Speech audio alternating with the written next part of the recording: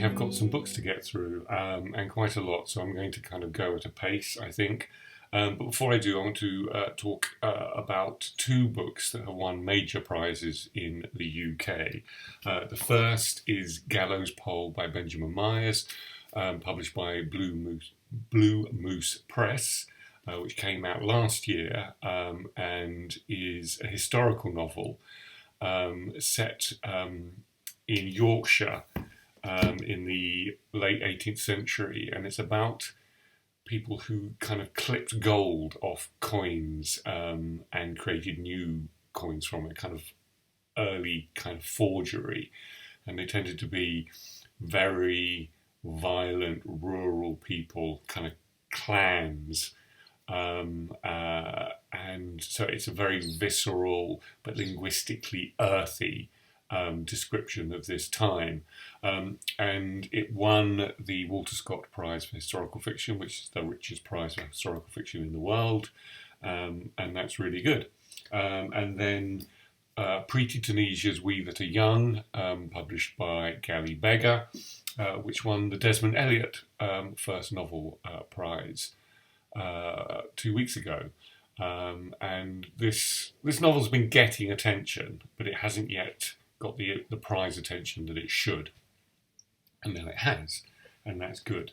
So well done to two small presses for taking two of the major prizes in the UK.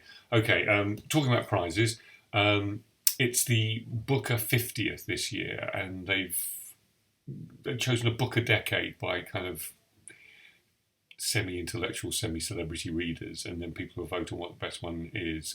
Wolf Hall will win, I'm sure. But this is on it, Penelope Lively's Moon Tiger, which is a kind of slim novel. And I hadn't read it, and it was just a copy lying by where I drink my coffee in the morning, downstairs in the kitchen. I didn't even know anyone owned a copy of this house. So I read it. It is an absolute joy to read.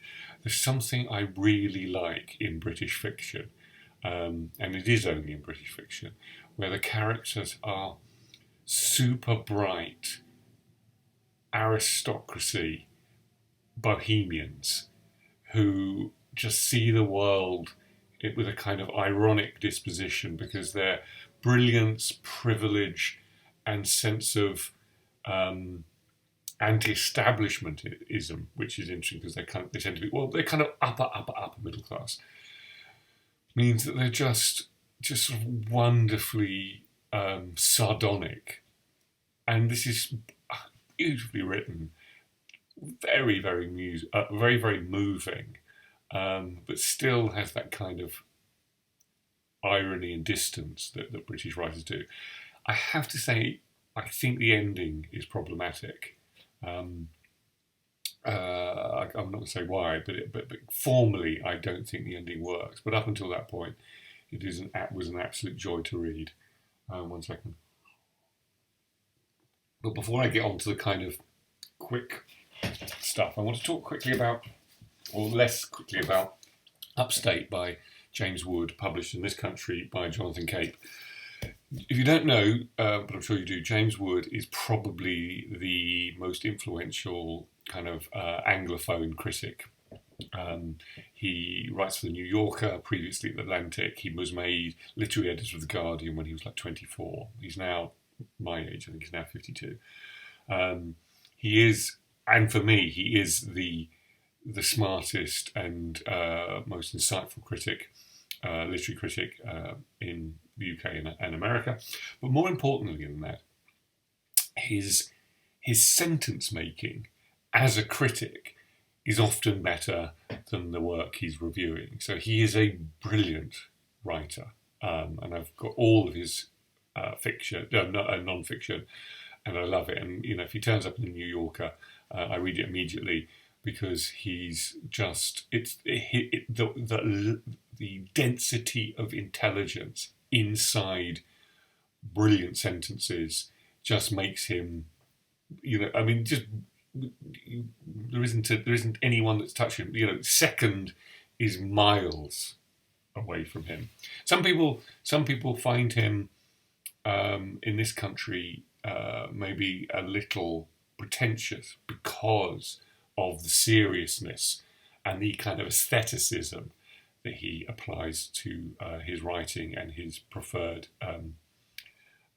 books. He wrote a novel about 10 years ago called Against God, a book against God, which is okay. It's a first novel. It's got some good parts. It's got some less good parts. It got more sympathetic reviews than this one. It does seem to me that the reviews of this one on this side of the Atlantic have been cruel to a point. People have enjoyed kind of going, James, you're not as good a writer as the people you criticise. And it seems to me, obviously, there's a very straightforward category error there. Is that given that he's the best critical writer, is not a given. It does not follow that he's going to be the best writer of fiction.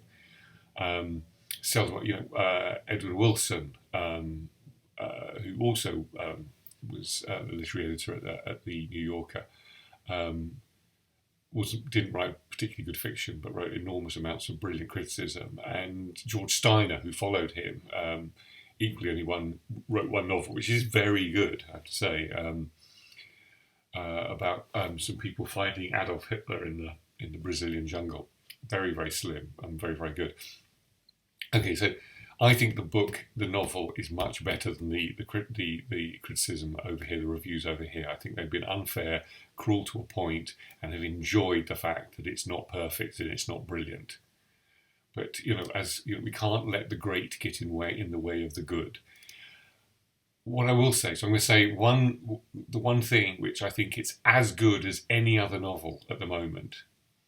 And then one thing which I think is a problem. So the thing that I think he does better, as well, or better at the moment than any time, is he understands that if you put 2 or 3 members of a family in a room, there will be the psychological vibrations from that dynamic. And there is a 72-year-old or something father and 2 middle-aged daughters, that if you just put them in a room or in a house, the dynamic shifts how people are in their kind of intrinsicness, if you will, and everyone vibrates, and in vibrating, they reveal themselves in terms of how they see themselves inside the family, and he does this brilliantly. It makes you feel as though you're in a room with a dysfunctional family. And they're not hugely dysfunctional, but they have issues, and one of the daughters has more issues than the other. But it makes you feel what it's like when you walk into a place and you kind of go, oh no, there's something going on in this family. If you have the kind of antennae to pick it up, and you go, and someone walks in and says something, and you think, things are going to be set off here, because they know how to push each other's buttons, even though they're trying not to, because it's not even because you can't deal with this perfectly, and therefore someone says something innocently, but then that triggers someone else, and that means they have to push that. And this is done wonderfully. And for that reason alone, it's a great read about family relationships. I think he has a problem with dialogue. I think that he's not confident enough that as readers we can think we know what they're saying to each other, without him having to kind of orientate us. The other thing is, I think actually, is that if he is in his critical work, what he loves is noticing. He loves noticing rendered in great, in the kind of the perfect description that brings alive. It's a kind of poetic kind of process that brings alive the image, and he can do that. But actually, I think he's more, I'm going to say, kind of Proustian, in that there are long extended passages which are kind of compressing and expanding why people are like the way they are. And for me, if he was writing like that, the novel could have been twice as long. If it had just been families in rooms, these characters in a room, and digressions of taking their lives, compressing them and expanding them, it would have been wonderful, but he doesn't quite do that. So I'm saying it's a good novel with some wonderful moments in it, and I think he hasn't yet found. I think he's the kind of novelist perhaps he doesn't want to be, and hopefully he'll get there. But I think it's better than. So I had to turn that off because my son was calling me. Quickly through, almost finished. An Unquiet Mind, Kay Redfeld Jameson, part of the Picador Classic series. Kay Redfeld Jameson is a professor of actually I don't know what she's a professor of, but she's a professor of something. She's a professor of psychiatry at Johns Hopkins University School of Medicine. But she's also a extreme manic depressive, and this memoir, is about how she came to terms with the fact that she was an extreme manic depressive while setting up a clinic for mood disorders, and it's also about how people who suffer from mental illness often don't take medicine; they get worse. They take medicine, they get better, and they don't, and how you can be both bipolar in the terms of depressive and manic, but you can be almost bipolar in terms of on medicine and off medicine. And she's a 10 and a 1 when it comes to bipolar. I'm a kind of 7 and a 3. And I know how bad that can be. And she really suffers.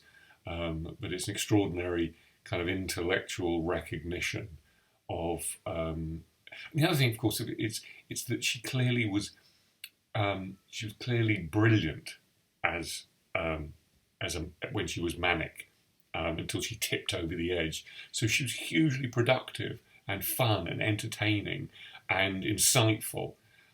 And one of the reasons not to take lithium, which is what she has to take, is the fact that she doesn't actually want to lose that part of herself. But the depression and the mania on the tips over the edge was so kind of devastating that she had to do that. And that's a big ask for a human being. Anyway, that's that. I was given this, or lent this, by someone. It's called The Resurrection of Jesus, A Jewish Perspective, by Pinchas. It could be Lapid or Lapide, I don't know. It's a very short thing. Essentially, it's a very short kind of exegesis of the Jewish perception of resurrection in Scripture, trying to understand why the Jewish disciples of Jesus were prepared to accept a resurrection, and most resurrection narratives are Christian and later on, but this one starts. This one looks at at Scripture and tries to orientate us to why these Jewish disciples would have believed it. I've only just started this, The Enigma of Reason, Hugo Mercer and Dan Sperber. This is the idea. I mean, it's very fashionable at the moment to say that we are not rational creatures where we thought that for the last 2,000 years. But this is about talking about how reason operates, I think, and the review suggested, almost like an emergent property inside sociality, that we can't actually be reasonable in and of ourselves. We're not creatures of reasons intrinsically. Reason happens because we are social creatures. Revolution in Mind, The Creation of Psychoanalysis by George Macari. I'm only here, and it's quite big, but this is essentially, it's called magisterial. It does feel very, very magisterial in its kind of narrative telling of psychoanalysis. My favourite book of this video is A Terrible Country by Keith Gesson, published by Fitzcarraldo Press, as you may recognise me and the blue cover. This is a first-person narrative about a child of Russian emigres going back to Moscow in 2007 to look after his 89-year-old grandmother. And in one sense, that's all it is. It's a 32-year-old, slightly failed academic going back and looking after his grandmother and helping around a flat. But from that, it peels out to a kind of experience of Moscow's post-Soviet Putin culture. And it's just brilliantly written as a first-person narrative. It's soft, it's gentle, it's probing, it's real, it's honest, it's decent. It's a really clever first-person narrative that makes you just kind of love the central character. But you kind of know, and it's called A Terrible Country, and you kind of know, oh, but you want to look after your grandmother, but why would anyone stay in Moscow that had to? But then he connects with them because he speaks Russian. He's he's a Russian academic in America and whatever. It's a beautiful, beautiful. And Keith Gesson, actually, for those of you who've been following some of these reviews, he also translate Svetlana Alexievich, the recent Nobel winner, some of her novels.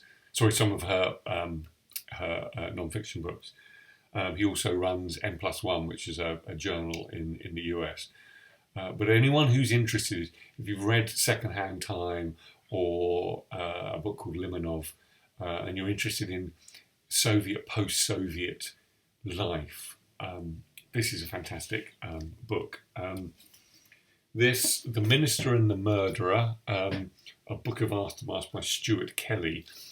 This is, in many ways, a history of the Scottish Church, but it's told through the story of, and only 109 pages in, but and I didn't know this, but in the early 80s, the Scottish Church met to decide whether to ordain a convicted murderer as a priest or as a minister, not a priest.